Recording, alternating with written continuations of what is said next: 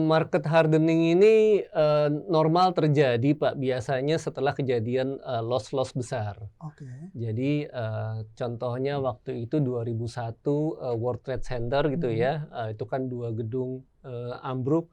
Nah, itu menimbulkan kerugian yang cukup besar di market, sehingga, dunia asuransi itu, langsung menaikkan harga. Oh. Karena ini hal-hal yang di luar ekspektasi lah. Nah, bahkan, kalau boleh saya kutip ada salah satu teman dari asing juga menyampaikan bahwa kejadian kenaikan harga saat ini, itu pertama kali dia alami dalam 40 tahun di industri asuransi. Yang 2022 kemarin? 2022. Oh.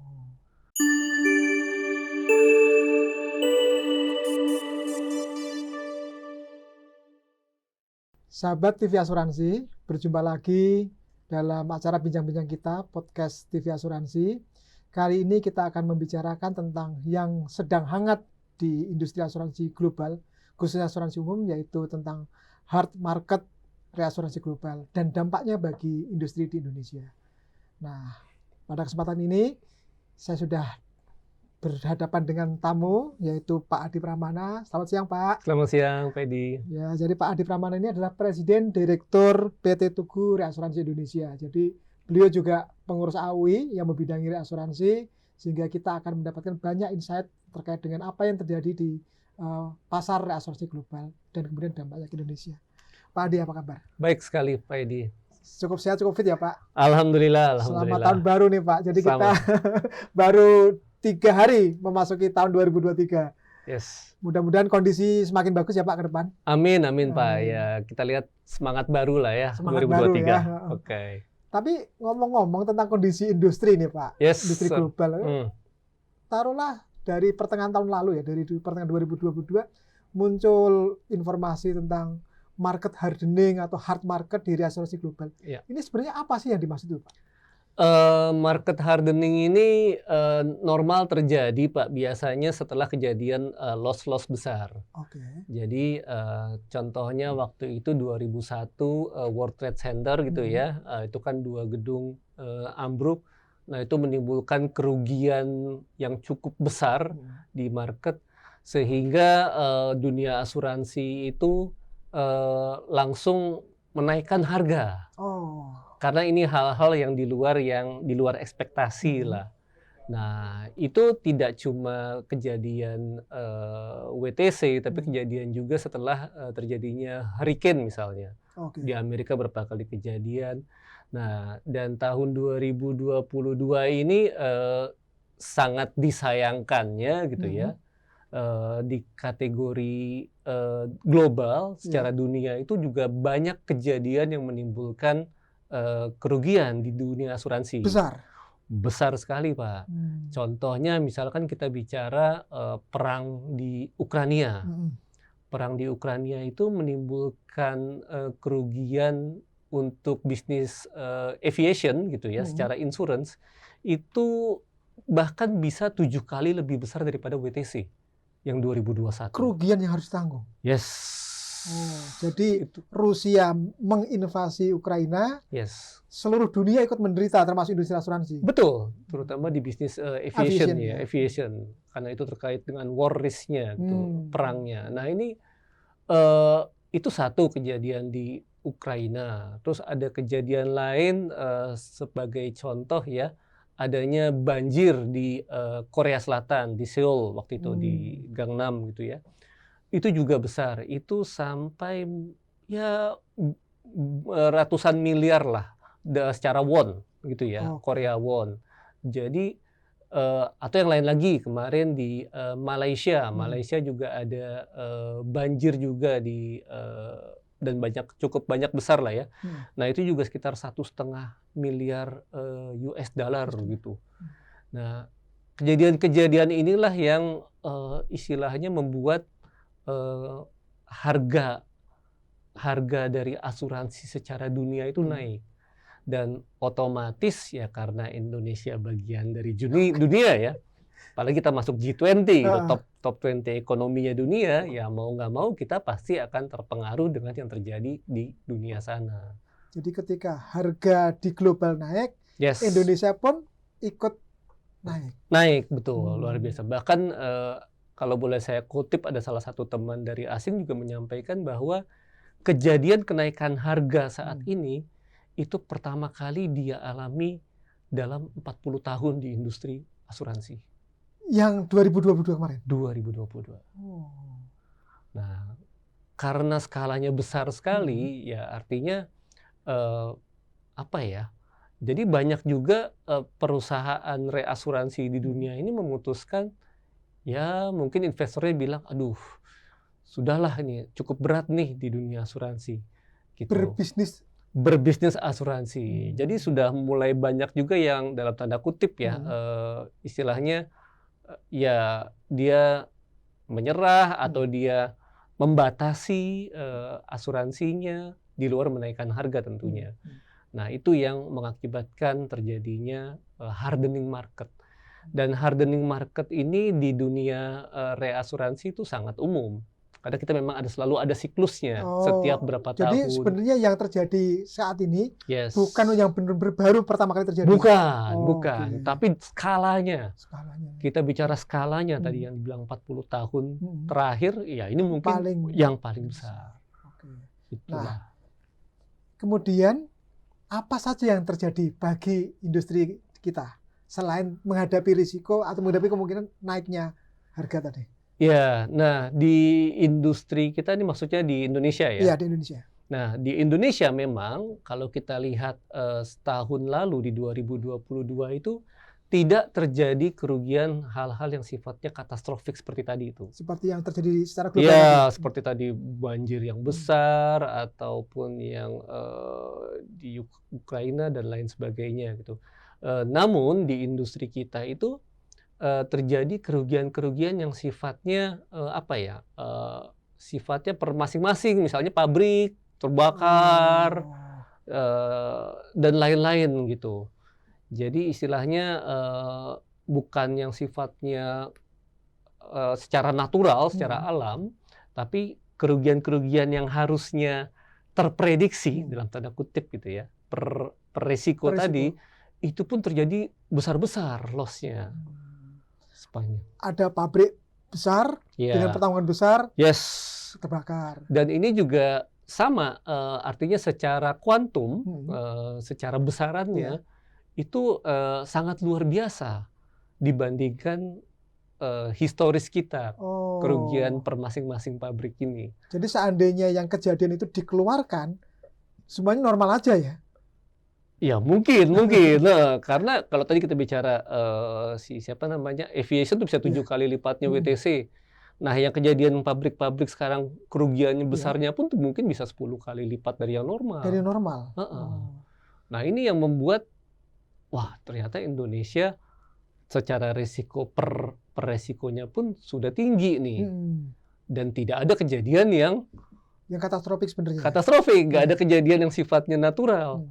Bagaimana kalau resiko tinggi, per resiko tinggi ditambah yang sifatnya natural. Orang kan langsung ekspektasi, waduh 2023 gimana nih Indonesia nih? Kalau terjadi dua-duanya gimana gitu. Nah, inilah yang menyebabkan situasi kita 2023 itu ya mengalami mengalami suatu hal yang di luar perkiraan lah.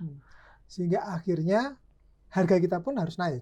Betul, dan terutama beginilah, karena kita kan asuransi ini harga itu sangat bergantung kepada tren sebelum-sebelumnya, ya pengalaman gitu. Histori, karena orang-orang kan akan hitung nih, kira-kira rata-rata harga tuh harusnya berapa sih? Nah, diperburuk lagi pas di akhir tahun kemarin itu terjadi kejadian yang di Amerika tuh, yang ada Hurricane Ian gitu. Nah, itu besar juga ya? Wah, itu prediksi mereka tuh bisa 35 sampai 55 miliar US dollar. Ini kejadian terbesar kedua mungkin setelah Hurricane Katrina yang tahun 2005. Kedua terbesar. Padahal setelah Katrina itu sebenarnya sudah ada beberapa badai yang besar-besar ya? Iya, yang kemarin ini nomor 2 terbesar. Nomor 2 terbesar. Jadi istilahnya ya di dunia ini menjelang akhir tahun terjadi seperti itu, wah semua langsung Siap-siap ya.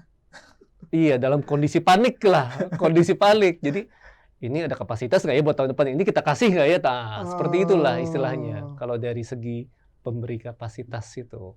Nah, Pak, sekarang kalau kita bicara ini ya semacam ekosistem asuransi, industri asuransi ini kan tadi kita bicara global, itu artinya kita bicara reasuransi global. Kemudian Indonesia akan mengalami. Nah, sebenarnya kalau kita tarik ekosistemnya ini sampai kepada nasabah lah gitu ya. Ini bagaimana? Reasuransi global mungkin menaikkan harga, berdampak pada asuransi dan reasuransi lokal di Indonesia. Kemudian mereka akhirnya harus menaikkan harga kepada nasabahnya. Gimana ini? Iya, jadi karena kita sangat terkait dengan dunia global, dari cerita tadi kan kita bilang reasuransi yang global dia menaikkan harga. Dan terus kita juga sebagai Indonesia juga part of regional ya. Asia atau Asia Pasifik. Ya artinya Asia atau Asia Pasifik ini juga pasti harus naikin harga juga.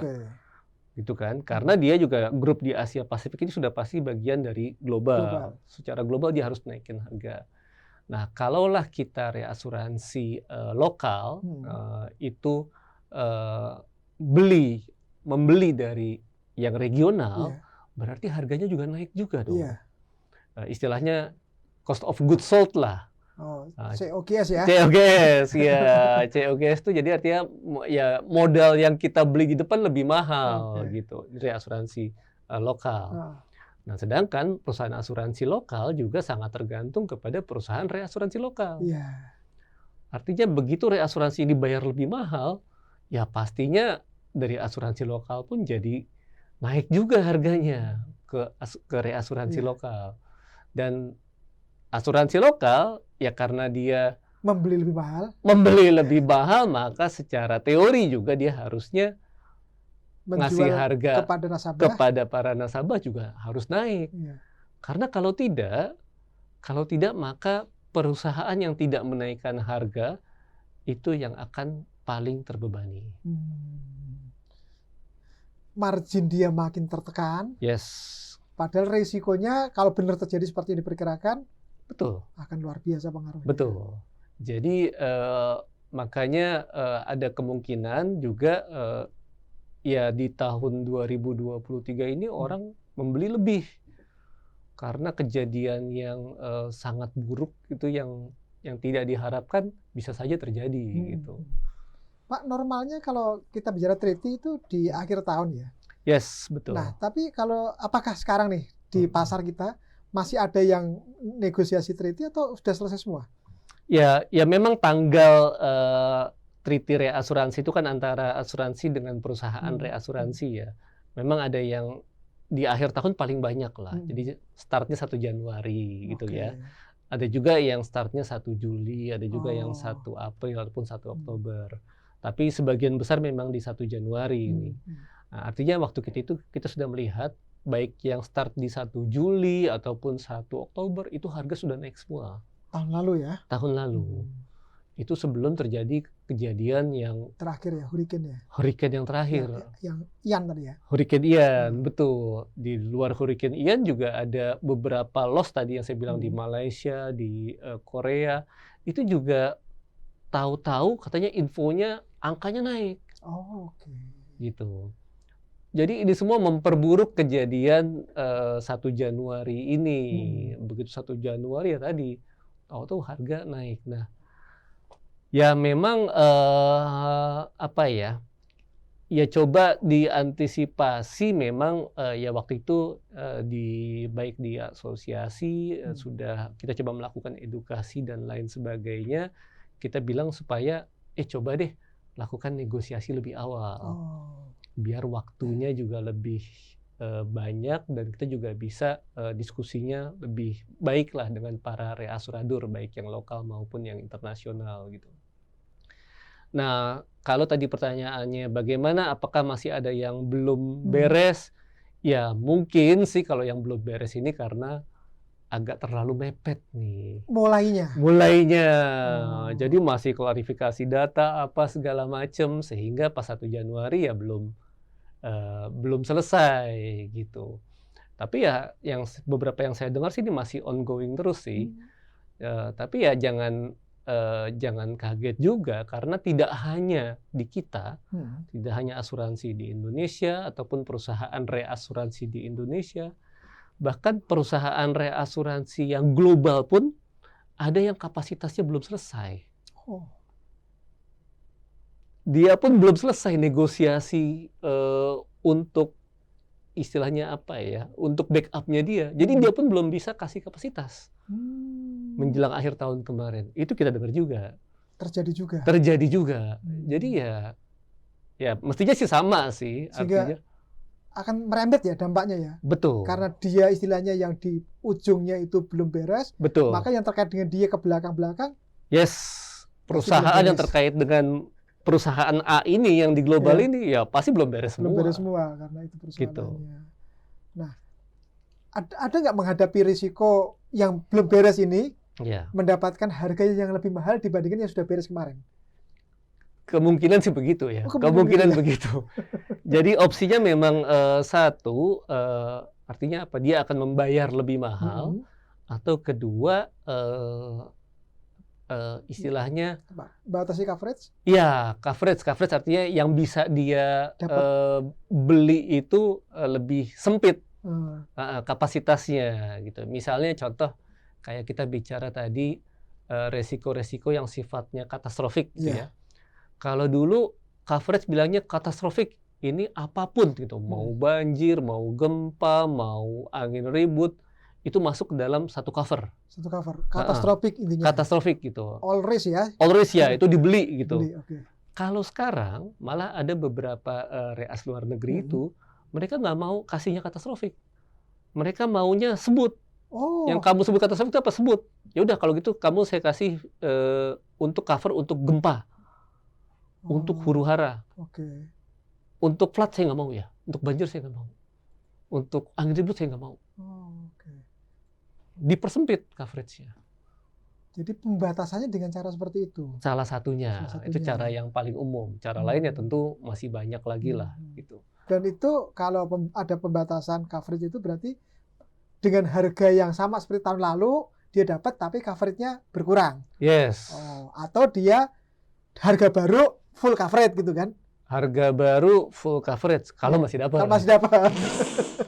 Karena kita nggak tahu nih. Nggak tahu. Yang di globalnya ini masih mau jualan segitu nggak? Yes, betul. Nah, tadi kan Bapak bicara global, bicara regional ya. Yeah. Asia Pasifik atau taruhlah mungkin Asia Tenggara misalnya gitu kan, yang kantor pusat di Singapura atau di Hong Kong. Ini memang mereka punya kapasitas yang semacam terbagi-bagi gitu sistem. Ya, itu umum sudah berlaku. Jadi mungkin ini ada kapasitas global gitu, taruhlah 100 itu akan dialokasikan untuk Afrika sekian, untuk Eropa sekian, untuk Asia sekian, misalnya tadi ya, apakah 30 20 20 dan 30 lagi gitu. Nah, dari situ pun juga nanti akan dialokasikan lagi tuh. Misalnya Asia Tenggara, Asia Tenggara dapat 30, berarti nanti saya kasih nih yang ke Singapura sekian, ke Filipina sekian, ke Indonesia sekian gitu. Nah, dengan mengalokasikan ini tentunya ya investor atau reasuransi global akan lebih milih mana yang lebih menguntungkan, oportunis gitu. Ya ini kan bisnis as usual lah. Mana yang lebih menguntungkan yang akan dialokasikan ke situ. Nah Pak, dari kejadian 2022 tadi, kemudian memang market hardening terjadi. Kalau kita bicara rata-rata, ini kemungkinan berapa persen bisa naik Pak harga untuk pasar Indonesia?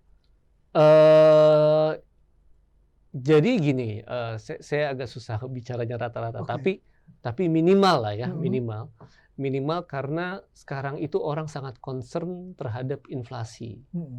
Yang di Indonesia mungkin sekarang sudah sekitar 5%-an ya. 5%. Dan di luar negeri kalau kita bicara Eropa, Amerika itu udah 8-9%, mendekati 10%. Jadi sepertinya sih dengan kenaikan inflasi saja tidak ada kerugian, itu harga sudah pasti akan naik 10%. Tapi dengan pengalaman kerugian yang ada gitu ya, ya ini macam-macam. Ada yang naiknya 30, 40, 70, macam-macam gitu. Jadi mendekati 100% lah gitu ya. Itu sudah sangat normal terjadi pas kondisi akhir-akhir ini. Yang terakhir ini. Ya, jadi ya apa ya? Ya karena memang ini kenaikan yang luar biasa gitu. Waktu kita bicara mungkin di bulan-bulan atau di tengah tahun, orang masih berpikir bahwa 10% kenaikan kali ya, kalau misalnya tidak ada loss gitu. Asumsi waktu itu, tapi inflasi juga belum sebesar sekarang. Kita kan kaget inflasi tinggi itu kalau nggak salah sekitar mulai dari September Oktober. Yes.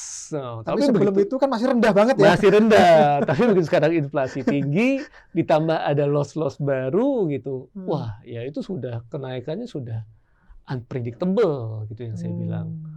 Dan kalau yang sudah negosiasi dari awal misalnya Oktober itu udah beres, ini harga terbarunya bagaimana? Enggak, harga terbarunya biasanya tidak berubah. Oh, jadi biasanya, pada saat negosiasi itu closing, itulah harga disepakati di situ. Yes. Tapi ya itu kan berlaku biasanya untuk setahun ke depan. Setahun ke depan. Jadi beruntunglah yang sudah selesai negosiasinya sebelum akhir tahun ya. Kalau kita lihat kondisi yang terakhir ya Pak ya. Ya meskipun negosiasi tahun depan belum tentu juga dia masih beruntung. Kejadiannya kita nggak tahu nih. Betul. Tahun ini nih. Jadi pasti akan diperhitungkan ya. Yes. Diperhitungkan. Betul. Nah itu kalau kita bicara yang disebut COGS tadi. Ya. Yang kemungkinan naiknya bisa 70% sampai mungkin 100% itu ya masih wajar gitu ya. Ada yang 40 ya macam-macam lah. Macam-macam itu ya.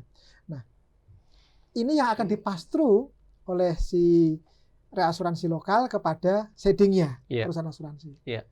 Tidak akan di bawah dari yang COGS dia kan berarti kenaikannya. Iya dong, kalau di bawah jual rugi dong. Nah, perusahaan asuransi kemudian seharusnya menetapkan tarif kepada nasabahnya, kenaikannya juga minimal sama. Betul. Artinya ini potensi nasabah asuransi yang orang yang pengguna lah, pengguna jasa asuransi ini akan menerima kemungkinan dia pada tahun ini ketika renewal pertanggungannya naiknya akan segitu juga. Ya, jadi kita sih paham bahwa nasabah itu sebagai ujung, apalagi dengan kondisi ekonomi yang terakhir-terakhir ini tentunya akan berat untuk istilahnya membayar lebih untuk asuransi. Tapi dengan adanya kejadian ini ya tentunya tadi pasti perusahaan asuransi akan berusaha lah untuk menaikkan harga ini ke nasabah. Karena kalau tidak ya tadi bebannya di dia, bebannya di perusahaan tersebut gitu. Ya bisa saja dia tidak menaikkan harga, tapi ya kemungkinan besar ya sama juga. Dia juga harus melakukan pembatasan coverage juga misalnya. Gitu. Ada opsi seperti sama juga ya? Sama juga. Opsi itu juga jalan gitu. Atau dia mungkin lebih selektif kepada nasabahnya. Saya juga pernah waktu itu bicara dengan pihak reasurator luar negeri di luar negeri tahun lalu. Bahkan satu mereka yang paling concern, paling bagus gini dinyatakan. Kita akan milih klien artinya perusahaan asuransi mana yang bisa mengatasi inflasi. Dalam artian kalaulah perusahaan asuransi itu bisa memanage gitu ya, gimana caranya combat inflasi misalnya, untuk klaim misalnya dia lihat assessment klaim seperti apa, atau dia melakukan edukasi untuk menaikkan harga, artinya harga ke nasabah lebih daripada harga inflasi dan lain sebagainya. Nah, perusahaan-perusahaan asuransi seperti inilah yang akan mendapat kapasitas dari luar negeri. Mereka pun selektif. Seleksinya dari situ juga. Betul, seperti itu. Nah, akhirnya perusahaan yang tidak masuk dalam daftar seleksi itu untuk mengejar kapasitas perlu effort yang lebih besar. Betul. Ini yang dikatakan oleh yang tadi ya pihak reasurator global. Akan begitu. Jadi kalau kita bicara hardening market ini di sisi positifnya, industri asuransi kita lokal ya. ini dipaksa untuk ya harus beroperasi secara sehat. Betul. Jadi strategi 2023 ini harus spesifik gitu. Karena kalau tidak ya istilahnya apa ya, tidak teryakinkanlah pihak reasuransi. Dan ini akan tercermin di kapasitas reasuransi yang didapat tadi. Gitu. Bisa kapasitasnya berkurang dari tahun lalu. Yes, betul. Atau kalaupun dapatnya sama tapi harganya pasti jauh lebih tinggi. Harganya pasti jauh lebih tinggi. Oke. Sehingga nanti akhirnya di industri kita ada perusahaan asuransi yang dapat harga X, ada yang harganya X plus 1, X plus 2 dan sebagainya. Dan ini sudah normal loh, maksud saya sudah terjadi sebenarnya semenjak 2 tahun terakhir. 2 tahun terakhir sudah gitu prakteknya. Sudah terjadi. Jadi harusnya kalau kita bicara 2022 kemarin, mereka udah siap dong, udah tahu bahwa ini bukan sesuatu yang kaget kalau ke depan praktiknya akan seperti itu. Iya, cuman memang besaran angkanya mungkin yang bikin akan kaget. Iya, secara praktek iya, tapi besaran angkanya atau ternyata kapasitas yang dia dapat kok kecil banget sekarang. Nah, itu akan bikin kaget. Unpredictable tadi ya? Iya. Tapi sebenarnya beda harga itu sudah terjadi sejak 2 tahun lalu. Tapi kayaknya saya sebagai nasabah nih Pak, sebagai nasabah sepertinya di pertanggungan yang saya miliki kok preminya nggak naik ya 2 tahun terakhir ini. Berarti ada sesuatu yang ditahan oleh perusahaan asuransi saya kalau gitu. Betul. Akan kemungkinan begitu. Jadi artinya ya perusahaan asuransi paham kondisi kita juga untuk menaikkan harga mungkin 2 tahun terakhir ya selama pandemi berat ya akan kehilangan nasabah kali. Tapi begitu sekarang sudah terlihat di 2023 awal ini harganya naik luar biasa. Wah, ini ya mungkin nanti renewal polis Bapak tahun depan akan beda. Tahun ini akan beda mungkin. Bisa jadi beda Bisa jadi beda harganya. Karena kalau enggak, bagi perusahaan asuransi semakin berat yang harus ditanggung bebannya. Semakin berat. Ya bisa saja sih, mungkin perusahaan yang melakukan efisiensi misalnya ya, untuk mengkompensasi itu. Tapi apakah efisiensi ini bisa menutup kerugian selisih harga COGS tadi? Ya, gitu. Masing-masing perusahaan. Masing-masing perusahaan bisa dilihat. Nah kalau kita bicara ROE nih Pak, di industri seperti apa? Taruhlah, apakah 5 tahun terakhir apa? Trennya seperti apa? Ya, kalau return on equity ya, jadi artinya profitabilitas dibandingkan dengan modal kurang lebih gitulah ya. Berapa tahun terakhir memang trennya semakin menurun sih. Menurun. Apalagi ya karena pandemi apalagi karena pandemi. Jadi karena tren menurun inilah yang mengakibatkan juga ya mungkin para investor juga jadi mulai berpikir kan. Oh kalau misalnya saya taruh modal 1.000 gitu ya, terus dari 1.000 itu saya cuma dapat 50 gitu, artinya 5% misalnya. Terus kalau saya taruh duit di obligasi bisa dapat 7%. Mending mana? Mencari lebih menguntungkan bagi investor ya? Sebagai investor begitu. Dia akan berpikir seperti itu pasti. Jadi ya itulah juga yang menyebabkan kenapa para investornya pemegang saham yang besar-besar itu ya pasti akan lari ke arah investasi yang paling profitable. Gitu. Nah, gambaran itu akan meyakinkan bahwa kalau tidak ingin ROE-nya turun lagi, ya harga harus disesuaikan sesuai dengan yang jadi di pasar global. Betul. Jadi pilihan-pilihannya makin terbatas sebenarnya ya bagi perusahaan reasuransi lokal maupun asuransi lokal kita. Yes, pilihannya memang makin sulit sih ya, makin sulit. Tapi ya memang ini kondisi marketnya begitu, apa boleh buat gitu ya. Nah Pak, itu AOI dari pertengahan tahun ya sudah mulai mengingatkan anggotanya untuk persiapan, untuk coba renewal treaty-nya lebih awal segala macam. Kalau Bapak melihatnya nih, apakah kemudian yang kejadian yang terutama setelah rendezvous ya gitu, setelah Oktober ini kan yang Ian segala macam Malaysia itu kan setelah itu ya akhir tahun ini akan berpengaruh pada ini perlu ada penyesuaian rencana bisnis bagi perusahaan-perusahaan asuransi di lokal kita? Saya kira iya harus. Jadi biasanya kan kita memasukkan rencana bisnis itu sebelum akhir tahun dan begitu kita menghadapi kejadian atau kenaikan harga yang taruhlah di kuartal 4 2022, ya tentunya rencana bisnis ini harus kita sesuaikan lagi. Jadi kalau kita bikin based on rencana bisnis yang lama, ya mungkin udah nggak sesuai. Nggak sesuai ya. Contohnya misalnya kita bilang bahwa punya rencana bisnis, oke, berarti kenaikan premi tahun depan misalnya ya, kita bilang 10%. Terus kenaikan harga reas mungkin cuman mungkin cuman sekitar 7%. Inflasi tadi ya. Iya, karena inflasinya kan masih kecil waktu itu kan. Masih kecil. Ternyata kenaikan harga reasnya 15 misalnya. Atau 25. Wah, 3 kali lipat dari yang diperkirakan. Iya, ini udah pasti rugi dong saya. Ya harus di-adjust bisnisnya seperti apa. Karena tadi cost-nya sudah COGS, cost of goods sold-nya sudah naik. Dan Tugure melakukan hal yang sama? Atau dari perencanaan awal sebenarnya sudah? Dari perencanaan awal sih memang kalau di kantor saya kami sangat konservatif sih untuk 2023. Itu untuk pertumbuhan. Jadi begitu akhir tahun banyak angka yang berubah, tidak terlalu banyak yang dilakukan penyesuaian. Yes, so far sih begitu sih. Jadi aman ya sebenarnya. Ya tapi tergantung masing-masing perusahaan ya, beda-beda ya.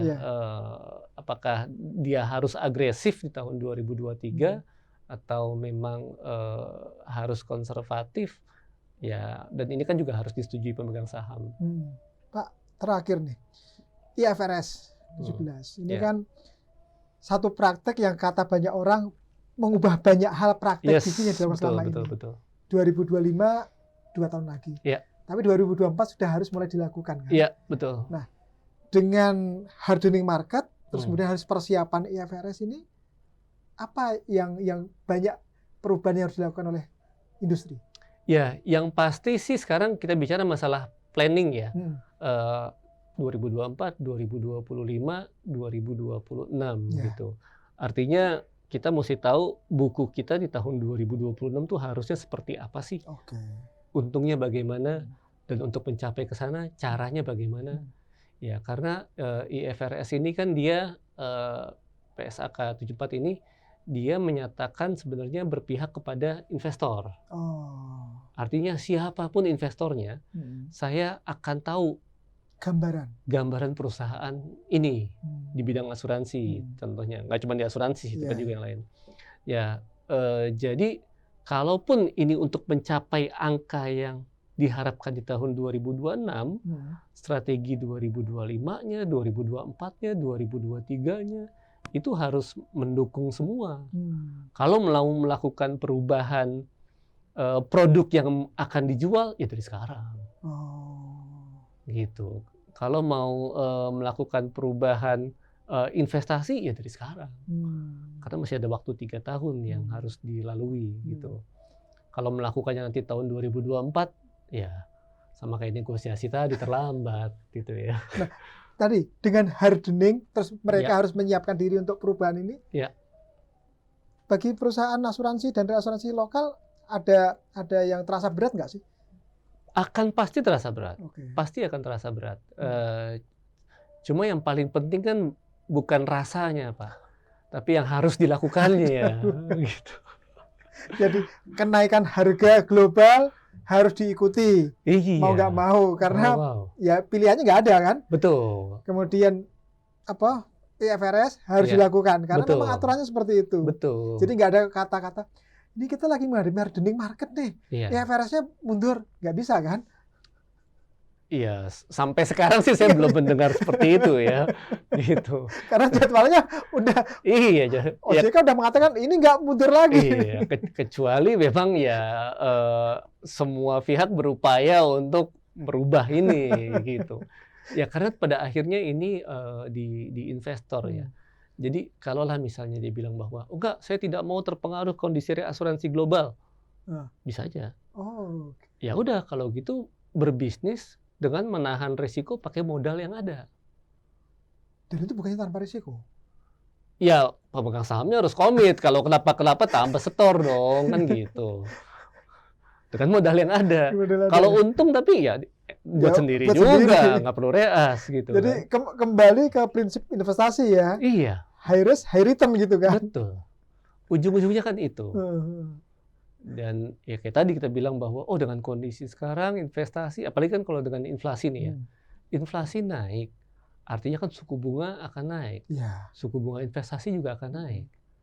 Akan mudah sekali membandingkan bahwa, aduh kalau saya taruh uang di sini dapatnya berapa, kalau saya taruh di asuransi dapatnya berapa, kalau saya taruh di reasuransi dapatnya berapa. Nah, ini berarti tantangan bagi seperti Pak Adi nih, sebagai eksekutif perusahaan reasuransi ini makin berat ya. Karena di satu sisi tadi meyakinkan pemegang saham bahwa bisnis ini masih menguntungkan bagi mereka. Di sisi lain menghadapi tekanan-tekanan yang salah satunya adalah market hardening tadi. Iya. Memang Pak, jadi artinya ya kita memang harus sebagai eksekutif ya, kita harus mempertimbangkan berbagai faktor gitu.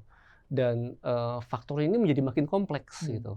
Dan ya saya pikir juga mengelola perusahaan asuransi, reasuransi itu hal yang yang luar biasa gitu. Karena ini satu hal yang yang kayak di edge gitu ya, kayak di ujung-ujung gitu ya. Kayak pendulum itu gampang swingnya gitu kan. Nah ini kan yang pengen kita hindari supaya swingnya ini jangan besar.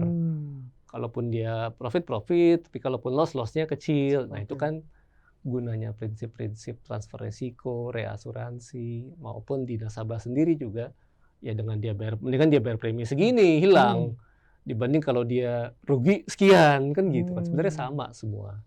Jadi mempertahankan keseimbangan ini yang harus dilakukan ya. Iya, dan memang ini yang ya kita harus tadi mempertimbangkan berbagai faktor, terus juga knowledge dan juga update terhadap kondisi di luar negeri, baik kondisi global asuransi, baik kondisi investasi gitu. Dan ini yang saya pikir ya tantangan lah buat kita semua dan tidak mudah memang dengan kondisi yang ada sekarang sih. Apalagi tadi kita bicara IFRS gitu ya. Artinya investor juga akan lebih gampang melihat ini untung apa enggak sih? Saya mau masuk ke yang mana sih? Ya, mereka akan lebih gampang saja melihat seperti itu. Yang selama ini tidak segampang itu melihatnya ya? Selama ini tidak gampang, betul. Selama ini tidak gampang. Ya kadang kan kalau sebagai investor kan dia hanya tahu di ujung biasanya laba rugi aja gitu. Tapi gimana ininya dalam-dalamnya nggak terlalu terlihat. Kalau IFRS sih akan lebih terlihat. Udah nggak ada lagi nanti istilahnya premi mencapai sekian gitu ya, udah nggak perlu, yang penting marginnya berapa. Kan seperti itu ya. Oke, Pak Adi, kita sudah sampai pada bagian akhir dan saya ingin kembali ke hardening market tadi. COGS Tugure naik berapa persen nih? Ya kita semua naik. Artinya kalau saya bisa bilang di perusahaan reasuransi lokal juga semua pasti akan naik. Saya sih reluctant untuk memberikan angka persen gitu ya.